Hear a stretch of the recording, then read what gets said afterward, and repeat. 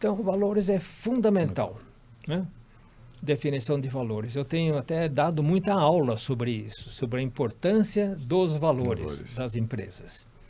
Porque hoje em dia isso já é bastante mais conhecido, divulgado, etc. Mas na época que isso foi desenvolvido, não era. Não, hoje até se fala, né, que são as competências são os que te fazem com que você seja selecionado, entre numa empresa. Mas são os comportamentos, a cultura, Mas os não valores, é só. que é o que te faz com que Não você é só permaneça. competência, né? não. É uma coisa, é o DNA da empresa. O DNA da empresa tem que bater com o seu DNA. Com certeza. Se não bater, não dá certo. E eu tive muita experiência que não deu certo. Então, tem que dispensar pessoas. Sejam bem-vindos ao YPOcast Líderes Extraordinários, uma plataforma dedicada à sua jornada de desenvolvimento pessoal e profissional. Conheça as histórias inspiradoras de diversos executivos e empreendedores. Esta iniciativa é uma colaboração do YPO Brasil e da Exame. Assista agora mais um episódio e acesse nosso site. Olá a todos, bem-vindo a um novo YPOcast, o podcast do YPO junto com a revista Exame.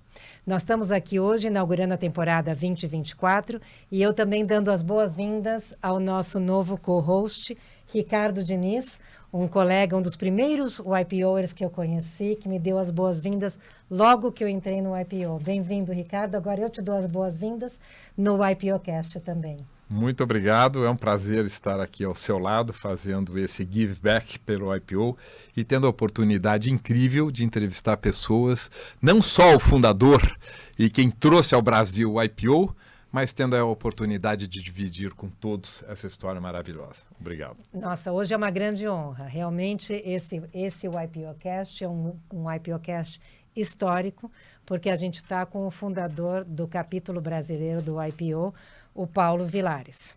Paulo, bem-vindo e obrigada por aceitar nosso convite. Muito obrigado.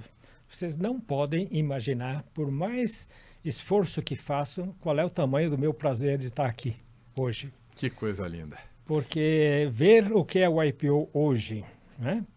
Depois que eu tive essa iniciativa de trazer o YPO para o Brasil, que foi em 1972, né? E ver o que é hoje o YPO, né? Em relação àquilo que era. Depois, se quiserem, eu posso até comentar com mais números, etc. Mas vocês não podem imaginar o prazer que é para mim ver o que aconteceu nesse meio tempo, graças a vocês. Porque eu fiquei relativamente pouco tempo nesses anos todos, de lá para cá. Não, é um grande prazer. E a gente vai entrar nesse capítulo, porque como não falar do YPO para quem o vivenciou e deu a oportunidade a todos nós de vivenciar também, né? Certo. Apresentando um pouco o Paulo, que a carreira dele é longa, então, em menos palavras do que ele merece, né? O Paulo é engenheiro metalurgista pela Poli USP, foi presidente da diretoria e do Conselho de Administração das Indústrias Vilares e demais empresas do Grupo Vilares.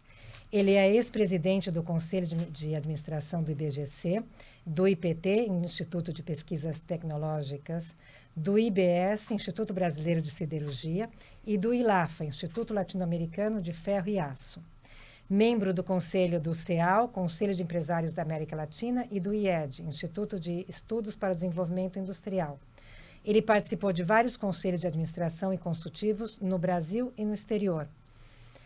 Então, é uma pessoa que não só trouxe o YPO, como também trouxe a governança para o Brasil, e a gente vai falar sobre isso também. Ele participou de conselhos internacionais como a da Avon. Eu trabalhei 8 anos e meio na Avon. Não diga. Sim, sou Avon do Brasil. Avon do Brasil, Colômbia, Equador e Chile. Então, olha trabalhei só em toda que a América beleza. Latina. Uhum. Também no Chase Manhattan Bank, no World Economic Forum e Conference Board. Então, esse é algumas das experiências que ele trouxe e nos desenvolveu ao longo da carreira. Mas a gente vai falar um pouco mais sobre isso, né? E, Paulo, para começar, conta de você. Então, como foi a sua formação como pessoa e quem é o homem atrás do líder que você sempre foi, né? Obrigado. Olha, desde muito criança, era bastante óbvio para o meu pai e para mim que eu seguiria uma carreira técnica, não é? Então, a dúvida foi na hora de fazer o vestibular para a Poli, porque meu pai dizia, e eu vou, Ricardo Diniz, fazer uma homenagem aqui, irmão da Rosana, falecida recentemente, mas então eu fico mais emocionado porque ele conhece um pouquinho desta história do outro lado, do papel que foi Teodoro Niemeyer na minha vida, não é? Então, meu pai chamou Teodoro Niemeyer, que era, na ocasião, o CEO de Aços Vilares, e disse, Niemeyer, que chamava assim, eu estou com uma dúvida com o Paulo, porque se eu deixar ele solto, ele vai estudar mecânica e eletricidade. O que eu faço com ele? Porque eu acho que mecânica e eletricidade ele pode aprender sozinho, isso é o que ele gosta de fazer. E o Niemeyer teve a sabedoria de dizer, faça ele estudar metalurgia. Foi daí, então, acho que você não sabia disso. Eu não sabia disso. Pois é. E o Niemeyer é médico, né? Era médico, não? A história dele é uma história absolutamente incrível. A gente chamava ele otorrino metalurgista. Olha que interessante. Não, ele foi meu guru, inclusive, no começo da minha vida. Eu, se não fosse falar agora, eu falaria mais tarde dele. Foi uma pessoa absolutamente incrível. Então, em função disso, eu estudei metalurgia e realmente eu me convenci, não que eu aprenderia mecânica e eletricidade sozinho, mas que para metalurgia é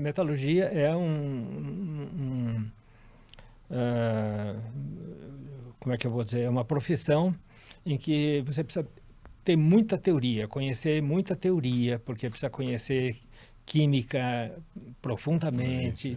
E, enfim, esse estudo, eu fiquei 6 anos na Poli, na verdade, porque quando eu entrei, a Poli tinha curso de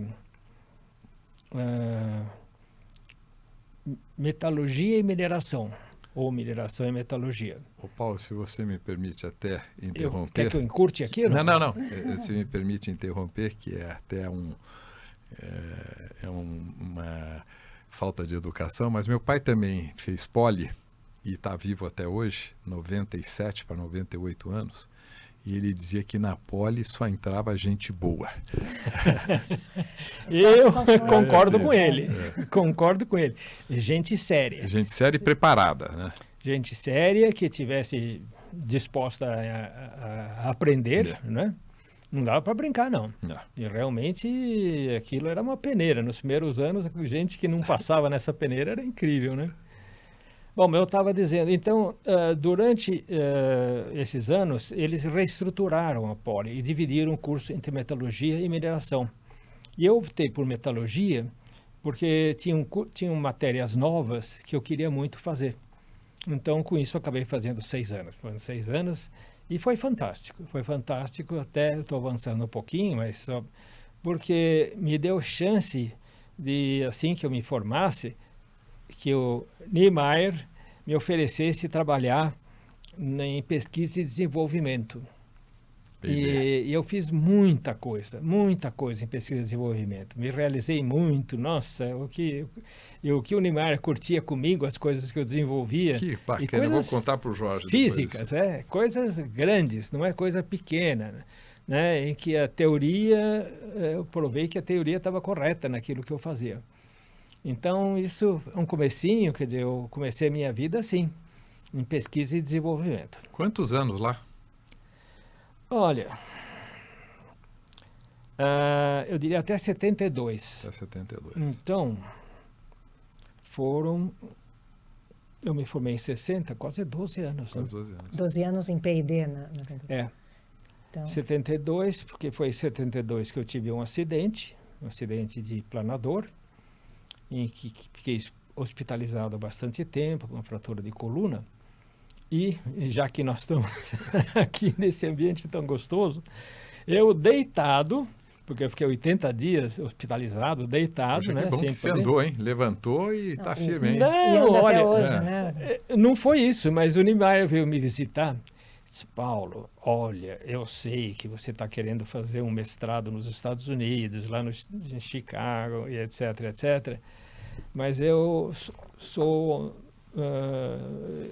levado a fazer uma pergunta para você.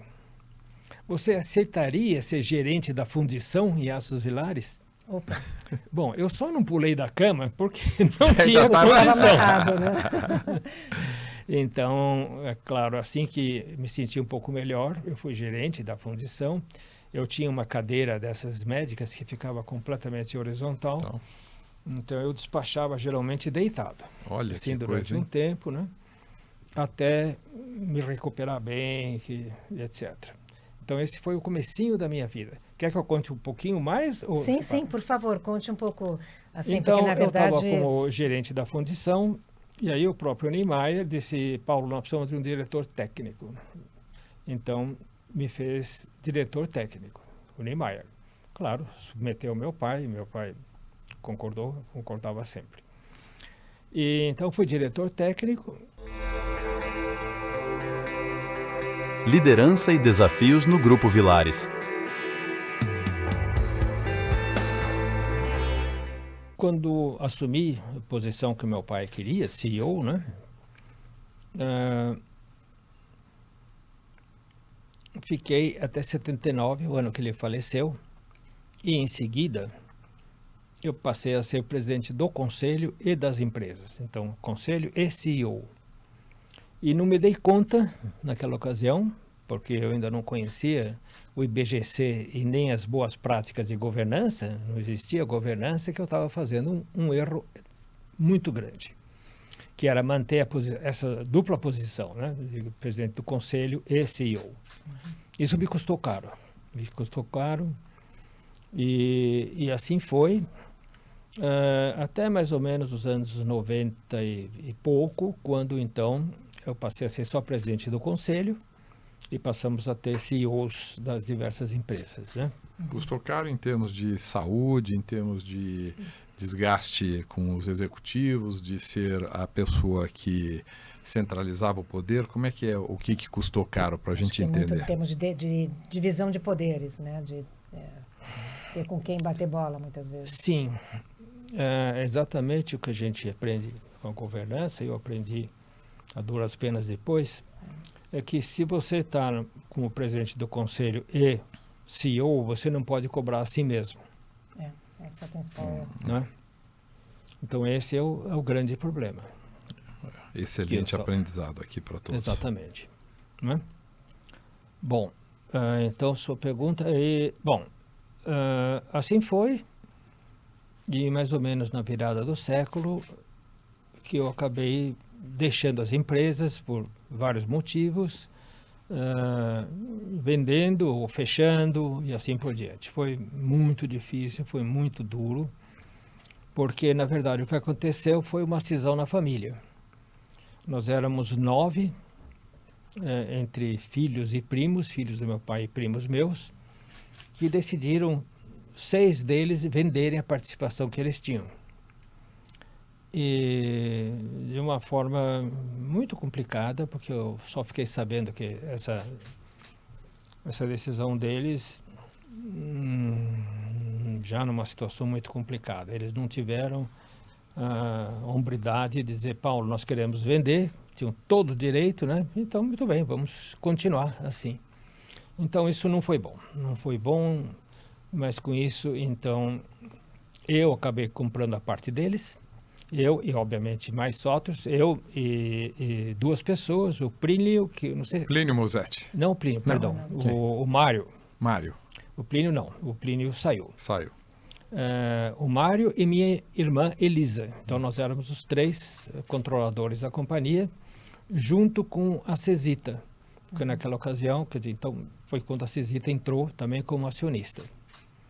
E isso ficou assim um bom tempo, e foram 5 anos maravilhosos, mas depois disso a Cesita também resolveu sair e vender, e foi então quando a gente entrou nesse processo de venda e já tinha feito o fechamento de Equipamentos Vilares, que foi uma coisa muito, muito dolorida para mim, que Equipamentos Vilares tinha sido feita e construída em função de um compromisso do presidente Geisel comigo. Olha que história. Porque o Geisel, quando a gente fez a inauguração do trem norte-sul de metrô, nós fornecíamos toda a parte de baixo dos carros. A parte elétrica, que a gente chama dos trolley, não, tem um outro nome. Trilhos. Como? Trilhos, os trilhos. Não, trilho não, a parte do carro mesmo, né? Certo. Que é 60% do valor do carro, está debaixo dele. Então, a parte eletrônica, a parte mecânica, tudo isso. Com um grande sucesso. Nós produzimos isso durante muito tempo. Então, na inauguração da linha Norte-Sul, a primeira, o Geisel me chamou, soube que eu estava lá, disse que queria falar comigo, e perguntou, disse, Paulo, eu queria o senhor Paulo, prazer, etc. O senhor trabalha com uma indústria, o senhor tem uma indústria de bens de capital. Sim, senhor, bens de capital sob encomenda, eu ainda falei. Bom, eu queria saber o seguinte, quais são os seus planos de investimento para os próximos anos? Eu falei, olha, são planos muito audaciosos. Nós temos planos para investir 10 milhões de dólares. Ele, daqui a sua mão. Eu não quero que você invista 10 vezes mais. Quero que você invista 100 milhões de dólares. Nossa. Uau. Por quê? Bens de capital sob encomenda é o segundo maior item de importação do Brasil. O primeiro é carvão, o segundo é bens de capital. Olha. Geisel dizendo isso para mim. Pois não, presidente. E realmente ele deu todo o apoio através do BNDES, etc. E só que nós acabamos investindo 600 milhões de dólares, não 100. Nossa, então Junto 60 com vezes essa mais. usina nova no Vale do Paraíba, Vibasa naquela ocasião.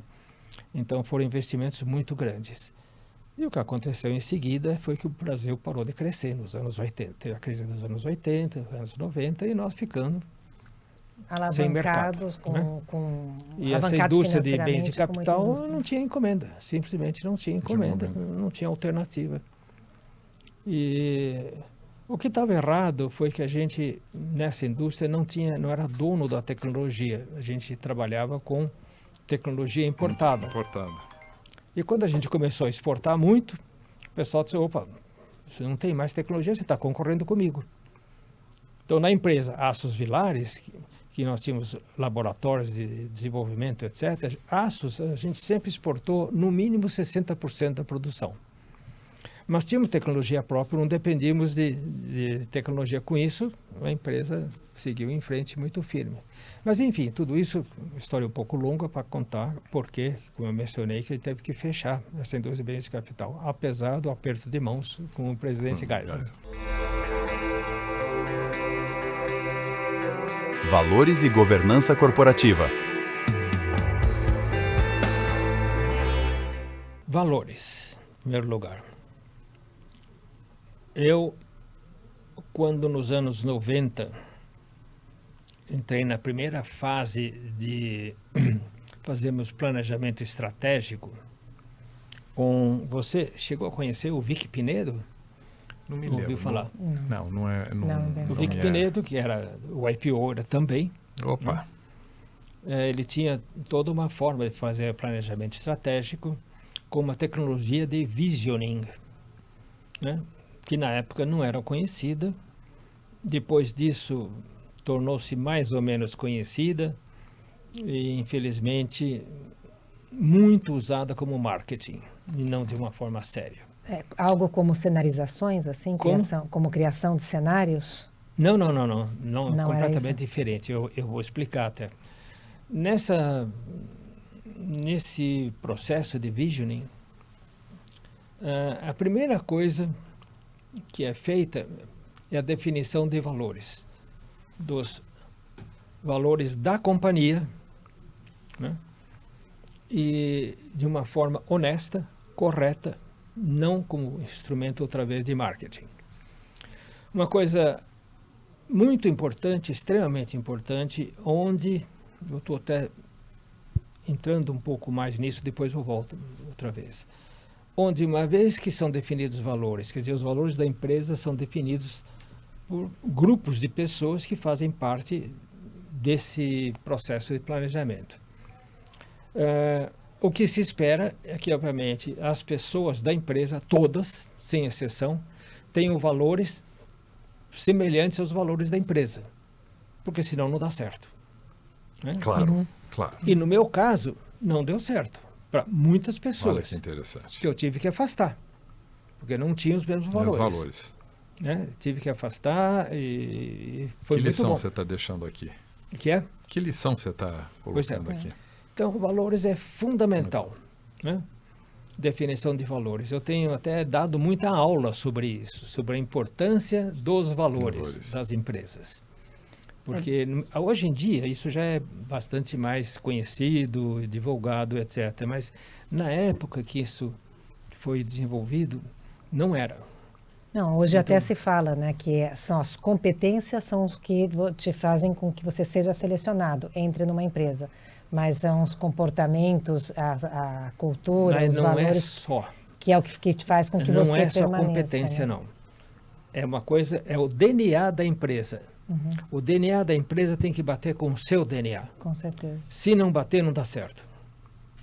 E eu tive muita experiência que não deu certo. Então, tem que dispensar a pessoa. Não bate.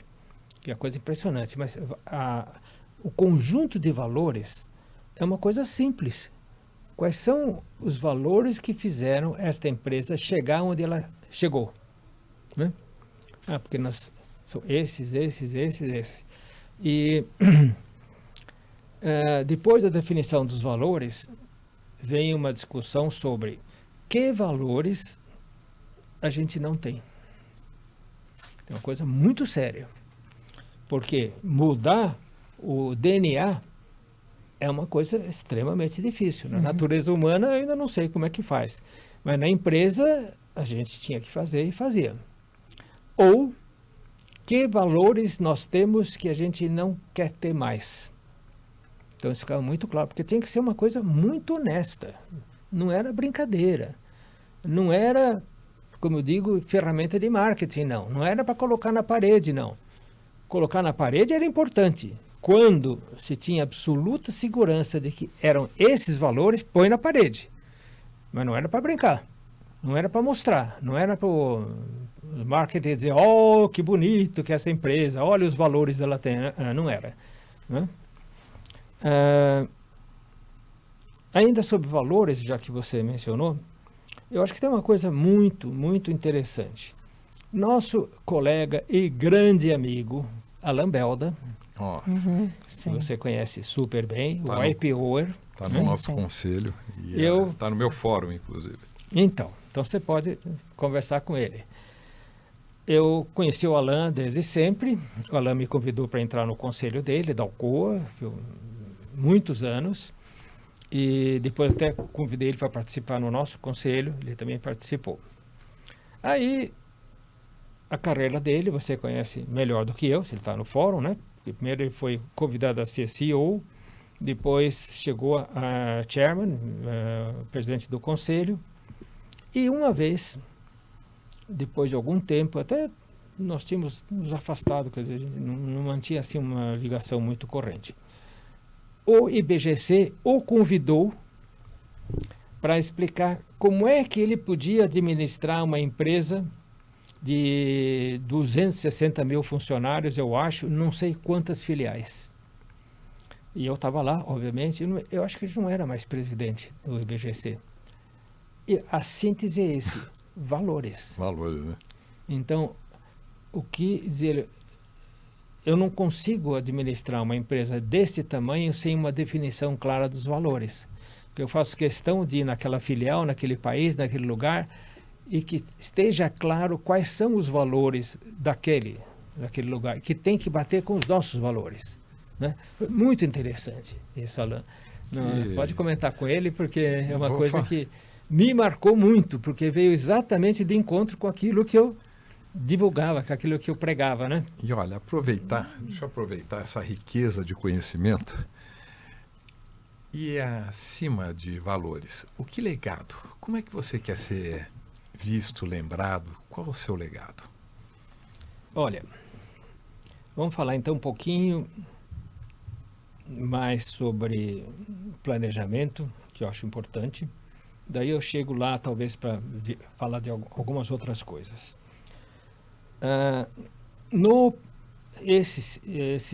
Essa metodologia de planejamento estratégico, uma vez definidos os valores, o que o Vicky ensinava a gente é sonhar. Sonhar significa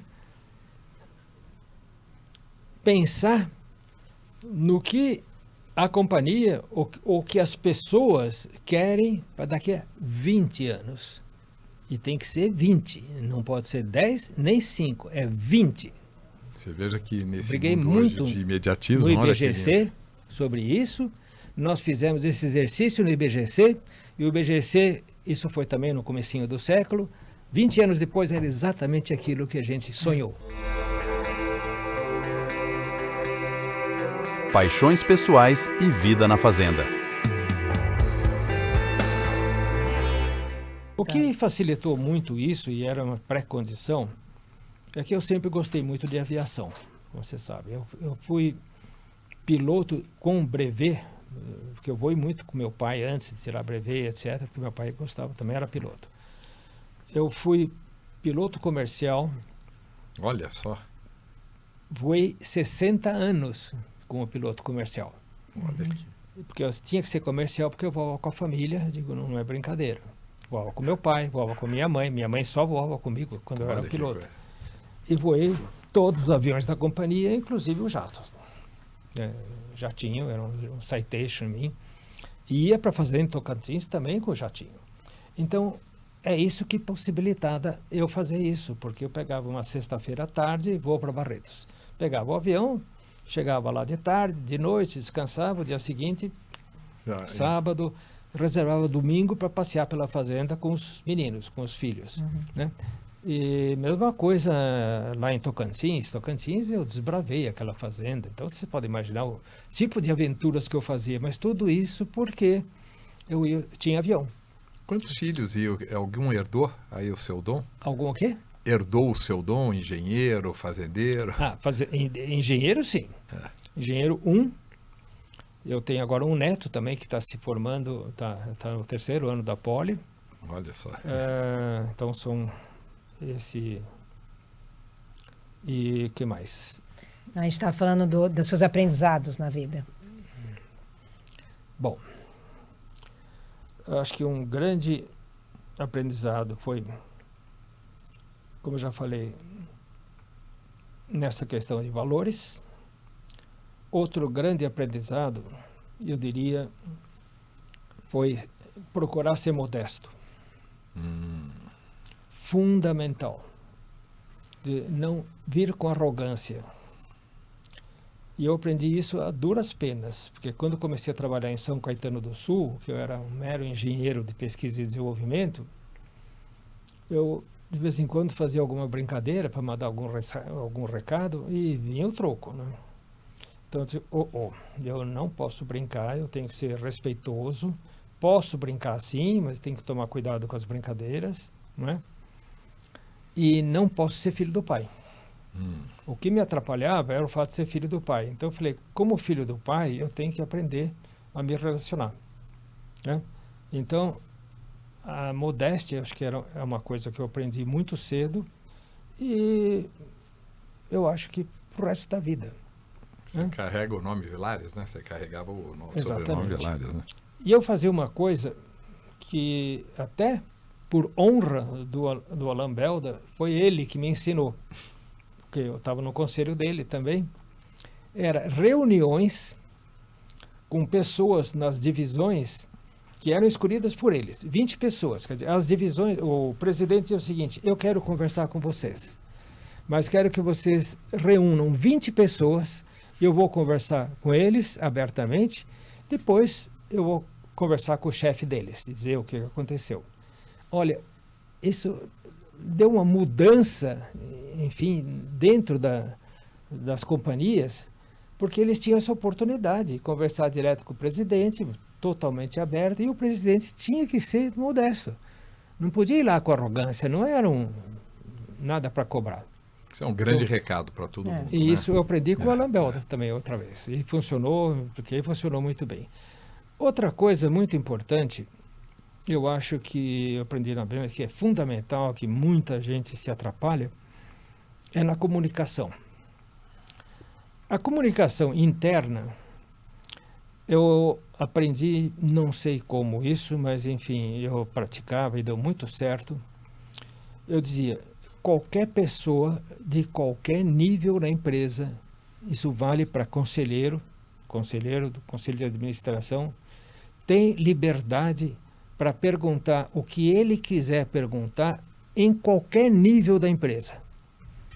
Ele pode chegar lá para o chefe da divisão ou para o cara que está mexendo lá num torno mecânico, valia para o meu pai. Meu pai gostava muito de mecânica, então meu pai fazia isso porque era da natureza dele, né? Ele chegava lá e dizia, que velocidade você está usando nesse torno? Dizia, velocidade tanto. Ele ia embora. Se achasse que a velocidade não era boa, ele tinha que falar comigo, Paulo, eu estive lá, eu vi que o cara está fazendo isso, mas eu acho que não está certo, né? Então, a preocupação nesse sistema de comunicação, que é a pergunta, quer dizer, a perguntação, o que eu dizia assim, a pergunta é livre, qualquer um pode fazer a pergunta que quiser, desde que essa pergunta não implique numa ordem. Então, no caso desse exemplo que eu dei, não implique meu pai perguntar, mandar o cara aumentar a velocidade, aí queima a ferramenta, quem é o culpado, né? E isso funcionava muito bem. Isso, em termos dos conselheiros, funcionava muito bem, porque quando isso não é muito bem definido, a gente vê com muita, mas muita frequência que o conselheiro, seja quem quiser, começa a fazer perguntas num nível lá embaixo. Se isso não é entendido, muitas vezes é entendido inclusive como ordem, não, está errado isso que você está me dando, esse número aqui não está bom, etc, etc. E aí sim, cria atrito. Então, eu acho que a prática desse princípio de comunicação é muito importante. Totalmente de acordo. E aqui você já tinha perguntado um pouco de liderança, acho que talvez seja um momento de emendar, não sei se você quer completar alguma coisa do que você comentou, valores, comunicação e modéstia, se tem alguma outra característica que você queira ressaltar enquanto a seus aprendizados de liderança também. Olha, liderança é um tema muito complexo, né? O que eu aprendi, e que acho que me foi muito útil, muito importante, é que qualquer pessoa pode ser líder. Não tem limite, né? Então, lá atrás, eu criei o Instituto Vilares, cuja principal função era a formação de líderes. E o Vic Pinedo, inclusive, era o mentor lá, como é que chama, o principal. E funcionou muito bem. Eu lembro, assim, como se fosse hoje, estar dentro de uma fábrica em Araraquara, era o nome que eu não estava lembrando. Que bom. Você vê como vem. E o gerente lá da divisão chega, Paulo, se eu não tivesse feito o curso lá no Instituto Vilares, eu jamais imaginaria que estaria aqui como gerente, que eu pudesse ser líder. Então isso é uma coisa até emocionante, quando eu penso até me dá emoção. Eu sou totalmente de acordo. Então é isso, quer dizer, eu acho que em liderança você tem que poder desenvolver nas pessoas que, se querem ser líderes, elas podem ser líderes. Não precisam, se não quiserem, tudo bem, mas podem ser líderes, né? É muito bonito isso. Isso funcionou muito, muito bem na minha empresa. Para saber mais, acesse o portal exame.com e busque pelo menu do site pelo canal Líderes Extraordinários.